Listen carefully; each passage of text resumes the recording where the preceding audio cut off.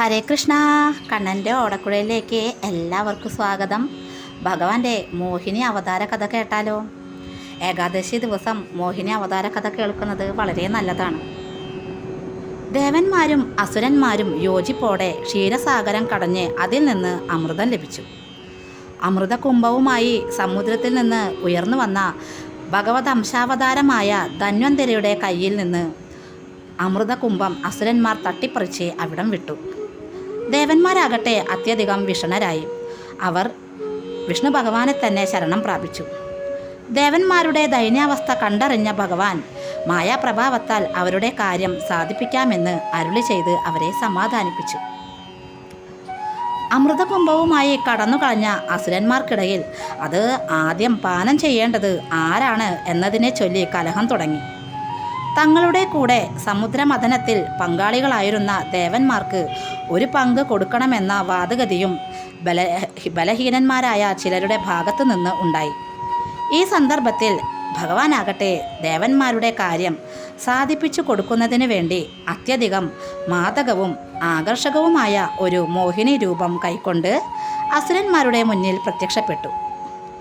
യൗവനാരംഭ പ്രായത്തിലുള്ളവളും സർവാംഗസുന്ദരിയുമായ മോഹിനി തൻ്റെ ലജ്ജാസമേതമുള്ള മന്ദഹാസത്താലും പുരികക്കൊടികളുടെ ചലനത്താലും അപാംഗവീക്ഷണത്താലും അസുരന്മാരുടെ ഹൃദയങ്ങളിൽ കാമാഗ്നിയെ ഉജ്ജ്വലിപ്പിച്ചുകൊണ്ടിരുന്നു. ഭഗവാന്റെ മന്ദഹാസമാണല്ലോ മായ. അതിനാൽ ആ ദൈത്യന്മാരെ വശത്താക്കാൻ ആ മന്ദഹാസം തന്നെ മതിയായിരുന്നു. മോഹിനിയെ കണ്ട അസുരന്മാർ അവളുടെ സമീപത്ത് ചെന്ന് അമൃത വിഭജനത്തെ ചൊല്ലി അവരുടെ ഇടയിലുണ്ടായ കലഹം അവസാനിപ്പിച്ച് അമൃതം ന്യായാനുസൃതം പങ്കുവെച്ചു കൊടുക്കുവാൻ അവളോട് ആവശ്യപ്പെട്ടു. ഇതു കേട്ട മോഹിനി രൂപം ധരിച്ച ഭഗവാൻ അവരെ ഒന്നുകൂടി മോഹിപ്പിക്കുന്നതിനായി പുഞ്ചിരി തൂകിക്കൊണ്ട് തന്നിൽ അവർക്ക് എങ്ങനെ വിശ്വാസം ജനിച്ചുവെന്ന് ചോദിച്ചു. എന്നാൽ ആ കപടോക്തി കേട്ടപ്പോൾ അവർക്ക് അവളിൽ കൂടുതൽ വിശ്വാസം ഉണ്ടാകുകയാണ് ചെയ്തത്. അവർ ഏകകണ്ഠ അഭിപ്രായത്തോടു കൂടി അമൃതകുംഭം അവളെ ഏൽപ്പിച്ചു. അവൾ അത് സ്വീകരിച്ചുകൊണ്ട് മന്ദഹാസത്തോടെ താൻ തെറ്റായിട്ടോ ശരിയായിട്ടോ എന്തു ചെയ്താലും അവർ അംഗീകരിക്കുമെന്നുണ്ടെങ്കിൽ അമൃതം അവർക്ക് ഭാഗിച്ചു കൊടുക്കാമെന്ന് പറഞ്ഞു. അവരെല്ലാം അത് ഏകസ്വരത്തിൽ അംഗീകരിച്ചു. അതിൽ പിന്നെ അസുരന്മാരെല്ലാവരും ഉപവാസമനുഷ്ഠിച്ച് പ്രാതസ്നാനാദി ശുഭകർമ്മങ്ങൾ നടത്തി. വസ്ത്രാലങ്കാരങ്ങൾ ധരിച്ചു കിഴക്കോട്ട് അഭിമുഖമായി ദർഭ വിരിച്ചിരുന്നു. അമൃതപാനം ഏറ്റവും മംഗളകരമാക്കുവാനായിരുന്നു അവർ ഇത്രയും ചെയ്തത്. ദേവന്മാരും അവിടെ സന്നിഹിതരായി. മോഹിനി ദേവന്മാരെയും അസുരന്മാരെയും പിന്തിരിച്ച് ഇരുത്തി അമൃതം വിളമ്പുവാൻ തുടങ്ങി. അമൃത കലശവും കൊണ്ട് അസുരന്മാരുടെ പന്തിയിൽ കൂടി കടന്നുപോയ മോഹിനി അവരെ കടാക്ഷ വീക്ഷണത്താലും മധുരഭാഷണത്താലും മന്ദഹാസത്താലും വഞ്ചിച്ചുകൊണ്ട് ജരാമരണഹാരിയായ അമൃതം ദേവന്മാർക്ക് മാത്രം വിളമ്പിക്കൊടുത്തു. അവൾ ചെയ്യുന്നതെന്തും അംഗീകരിക്കാമെന്ന് മുമ്പ് സമ്മതിച്ചതിനാലും എതിര് പറഞ്ഞാൽ അവൾക്ക് തങ്ങളിലുള്ള സ്നേഹത്തിന് ഹാനി സംഭവിക്കുമോ എന്ന് ഭയന്നും അസുരന്മാർ അവളോട് യാതൊരു അപ്രിയവും പറഞ്ഞില്ല. ഹിരണ്യകശിപുവിൻ്റെ പുത്രിയായ സിംഹികയുടെ പുത്രനായ രാഹു എന്ന അസുരൻ ദേവന്മാരുടെ വേഷത്തിൽ ദേവന്മാരുടെ മധ്യത്തിൽ ചെന്നിരുന്നു.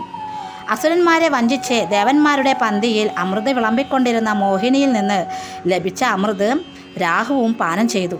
സൂര്യചന്ദ്രന്മാർ ഈ വിവരം ഭഗവാനോട് സൂചിപ്പിച്ചു. ഭഗവാൻ ചക്രായുധത്താൽ അവൻ്റെ കണ്ഠം ഛേദിക്കുകയും ചെയ്തു. അമൃതസ്പർശമില്ലാതിരുന്ന കബന്ധം താഴെ വീണു. എന്നാൽ അമൃതസ്പർശത്താൽ അമരത്വം നേടിയ ശിരസാകട്ടെ ഭഗവാനാൽ ഒരു ഗ്രഹമായി കൽപ്പിക്കപ്പെട്ടു. അതാണ് രാഹു എന്ന ഗ്രഹം. തൻ്റെ യാഥാർത്ഥ്യം ചൂണ്ടിക്കാണിച്ച സൂര്യചന്ദ്രന്മാരോട് രാഹുവിനുണ്ടായ വൈരമാണ് ഗ്രഹണത്തിന് കാരണമായി വന്നത്.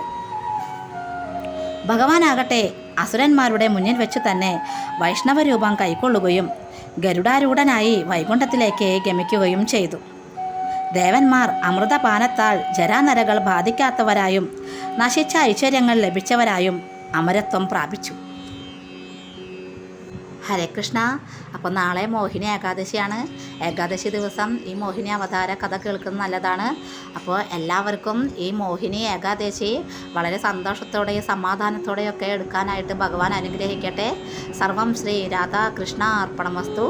ജയ് ശ്രീ രാധേ രാധേ. ഹരി ഹരി ബോൽ.